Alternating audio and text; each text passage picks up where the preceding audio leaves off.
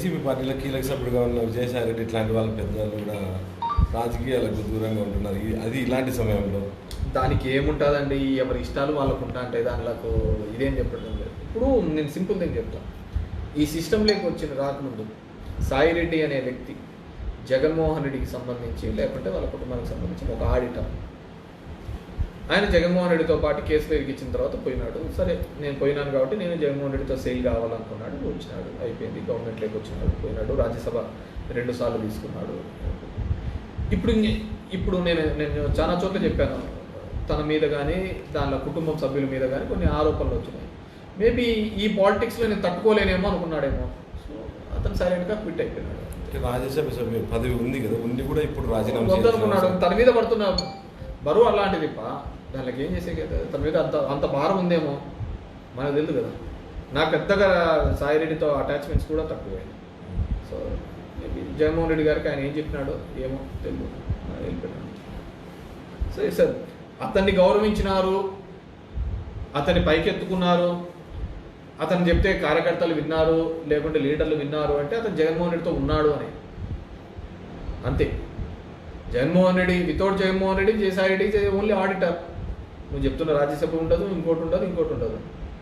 ఈ ఒకటి పక్కన ఈ పెరుగుతూ ఉంటాయంటేనే సున్నాలు పెరుగుతూ ఉంటుంది. ఈ ఒకటే లేకపోతే అన్ని సున్నాల కిందకే వస్తాయి అంతే, దాంట్లో వేరేది ఏమి లేదు. ఈ ఒకటి పక్కన ఇంతమంది ఉంటా అంటే అంతమందిగా దాని విలువ పెరుగుతూ పోతుంటుంది. ఆ ఒకటి జగన్మోహన్ రెడ్డి.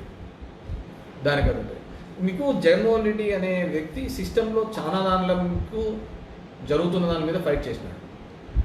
వ్యవస్థలో జరుగుతున్న తప్పిదాల మీద కానీ ఇంకో దానిల మీద కూడా చాలా ఫైట్ చేసి ఒక లీడర్గా ఎలివేట్ అయినాడు. నేను ఎన్నో సందర్భాలు చెప్తున్నాను, ఎప్పుడైనా ఒక నాయకుడు అన్న తర్వాత కష్టంలో ఉన్నప్పుడు నిలబడతా అంటేనే రాయి. ఒక రాయి అయినా కానీ ఇట్లా మామూలుగా ఉంటే రాయి, దాన్ని కొట్టి చెప్తేనే ఒక షేప్ వచ్చింది. జగన్మోహన్ రెడ్డిని ఎందుకు అడ్మైర్ చేస్తారు? ఈ రాష్ట్రంలో ఇద్దరు క్రౌడ్ పుల్లర్స్. ఎప్పుడు వెళ్ళినా కానీ ఏ సందర్భంలో అయినా కానీ 10 నిమిషాల్లో 10,000 మందిని పూల్ చేసే వాళ్ళు ఎవరైనా ఉన్నారు అంటే రాజకీయ నాయకుల్లో అయితే అది ఒక జగన్మోహన్ రెడ్డి. రాజకీయాలు ప్లస్ దానికి సినిమా మసాలా యాడ్ అయితే పవన్ కళ్యాణ్. వీళ్ళిద్దరే ఏ సందర్భంలో అయినా క్రౌడ్ పుల్ చేయగలుగుతారు. చంద్రబాబు కావచ్చు, తెలుగుదేశం కావచ్చు, మేనేజ్మెంటు మాట్లాడి ఇవన్నీ చేసి వీళ్ళిద్దరికే ఎమోషనల్గా వస్తారు దగ్గరికి. సో జగన్మోహన్ రెడ్డి అనే వ్యక్తికి ఉండేది ఓన్లీ పొలిటికల్ లీడర్షిప్. ఇక్కడ సినిమా గ్లామరు, సినిమా హీరోయిజం ఇవన్నీ కూడా పవన్ కళ్యాణ్ వచ్చేస్తాయి. సో ఆ సినిమా గ్లామర్ అనేది ఆ చిత్రంలో ఉన్నప్పుడు ఉంటాడా లేకుంటే బయట ఉంటాడా అనేది we have to see. Cinema నాయకులంతా కూడా రాజకీయాల్లో అన్నీ కాదు పాపం వచ్చినారు, వాళ్ళన్నీ కూడా వచ్చినాడు. అంతకంటేనా పక్కన కమల్ హాసన్ వచ్చినాడు, ఆయన విన్నాడు. నా దరిద్రం ఏంటంటే నేను ఇంతవరకు చెప్పినది ఒకటి, మీరు అడిగేది ఒకటి. విద్య గురించి చెప్తున్నారు, ఆ వ్యవస్థ గురించి ఫైట్ చేయండి. దీని ఏముంటుంది? మన ఆలోచనలు అంతా మసాలాలకు దిక్కేపోతా ఉంటుంది. అర్థమవుతుందా? మనం దాని నుంచే మార్పు రావాలి అంటున్నాను. ఇప్పుడు కమల్ హాసన్ చేసినాడు. కమల్ హాసన్ కంటే పెద్ద యాక్టరా పవన్ కళ్యాణ్? కాదు కదా. పర్ఫార్మెన్స్ వైజ్గా చూస్తే కమల్ హాసన్ మించిన వాళ్ళు ఏం లేదు కదా. నేషనల్ అవార్డ్స్ అతనికే కదా వచ్చినది. అంతకంటే పర్ఫామ్ చేసే వాళ్ళు ఏం లేదు కదా. అతను పెట్టిన పార్టీ అతనే గెలవలేకపోయినాడు కదా. So there is nothing like యాక్టర్కి రావాలని ఏం లేదు. యాక్టర్ ఇప్పుడు నెక్స్ట్ విజయ్ కూడా వస్తున్నాడు, తమిళనాడు విజయ్ కూడా పార్టీ పెడుతున్నాడు. ఇక్కడ వచ్చినాడు, చిరంజీవి కూడా వచ్చినాడు. చిరంజీవి 2 చోట్ల నిలబడితే తిరుపతిలో గెలిచినాడు, పాలకొల్లో ఓడిపోయాడు. నేను చెప్తాను, బాలకృష్ణ హిందూపురై గెలుస్తూ వచ్చినాడు. గుడివాళ్ళు నిలబడమనంటే కంటిన్యూస్ 3 సార్లు గెలవలేడు కూడా.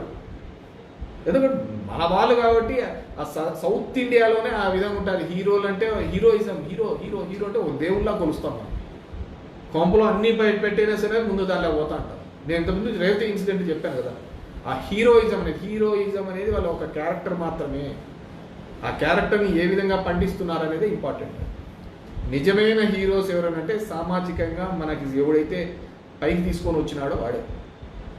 దేవుడు అంటే ఎక్కడ ఉంటుంది? మనకి ఎవడు సాయం చేస్తే వాడు దేవుడు, అంతకంటే వేరేది ఏంది లేదు. నేను ఎన్నో సందర్భాల్లో చెప్తా ఉంటాను. ఒక ఆటోలో నువ్వు రోడ్డు మీద కింద పడి ఉంటావు, ఎవడే కానీ వచ్చిండు రాత్రి 12 గంటలప్పుడు ఒక ఆటో వచ్చి నేను ఎక్కించుకొని పోతుంది. ఏమంటావు? దేవుళ్ళలాగా వచ్చి ఆటో ఎక్కించుకోమైనా ఉంటాడు. నిన్ను హాస్పిటల్లో తీసుకుపోయి పడబెడతాడు ఆటో వాడు. వస్తానే డాక్టర్ వచ్చి మంచి ట్రీట్మెంట్ ఇస్తాడు, నువ్వు ఆటో అని మర్చిపోతావు. డాక్టర్ వచ్చినప్పుడు దేవుళ్ళు వచ్చే కాపాడినాడు అంటావు. నీ జోబిలో డబ్బులు ఉండవు అప్పుడు. ఎవడో వచ్చి నీ స్నేహితుల్లాగా వచ్చి డబ్బుల కోసం ఫోన్లు చేయొచ్చు అంటే వచ్చి లే నేను కడతాను లేరా ఫీజు అంటారు. అంటే నువ్వు దేవుడు రా టైప్లో. 3 సందర్భాల్లో ఒకనొకటి కాటేసుకుంటా వచ్చినాం. ఇక్కడ ఎవడు దేవుడు అంటే సాయమే, నీకు ఎవడు చేసినాడు. మనకు అది లేదు. మనం తాత్కాలికంగా చూస్తా అంటే తాత్కాలికంగా పోతాం, మనం అట్లే తల్లారుతాం. అందుకే ఇట్లుండదు. ప్రపంచంలో ఆడ ఉండదు, మన దాంట్లోనే ఆ విధంగా ఉంటుంది.